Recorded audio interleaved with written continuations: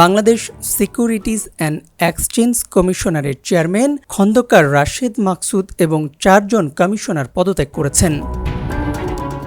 বৃহস্পতিবার অর্থ মন্ত্রণালয়ের আর্থিক প্রতিষ্ঠান বিভাগে তারা পদত্যাগপত্র জমা দেন। পদত্যাগ করা কমিশনাররা হলেন মোহাম্মদ মহসিন চৌধুরী, মোহাম্মদ আলী আকবর, ফারজানা লালারুখ ও মোহাম্মদ সাইফুদ্দিন।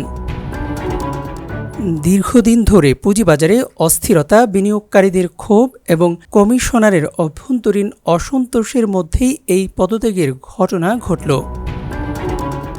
খন্দকার রাশেদ মাকসুদ ২০২৪ সালের ১৮ আগস্ট ৪ বছরের জন্য বিএসইসির চেয়ারম্যান হিসেবে নিয়োগ পান। একই বছরের ২ জুন মোহাম্মদ মহসিন চৌধুরী কমিশনার হিসেবে নিয়োগ পান। পরে ২৮ আগস্ট মোহাম্মদ আলী আকবর ও ৩ সেপ্টেম্বর ফারজানা লালারুখ এবং সর্বশেষ ২০২৫ সালে ২৯ জুলাই মোহাম্মদ সাইফুদ্দিন কমিশনার হিসেবে দায়িত্ব নেন।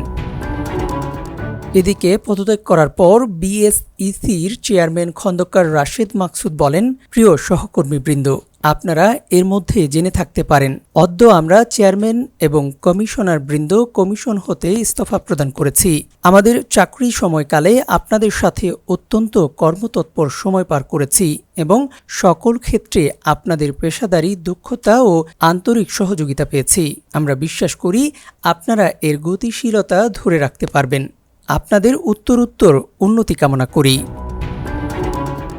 এর আগে আগামী ২ সপ্তাহের মধ্যে দেশের পুঁজিবাজারের নিয়ন্ত্রক সংস্থা বিএসইসি পুনর্গঠনের ঘোষণা দেন অর্থ ও পরিকল্পনা মন্ত্রী আমির খসরু মাহমুদ চৌধুরী।